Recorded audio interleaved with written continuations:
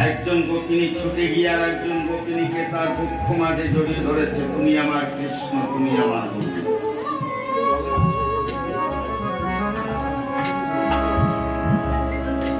কোন কোন গোপিনী ছুটে গেছে রাধারানীর কাছে, ওরাই এটা তো গভীর নিশি অবেলা, এই অবেলায় গোবিন্দের বংশীর ধ্বনি হলো কেন? রাধারানী বললেন,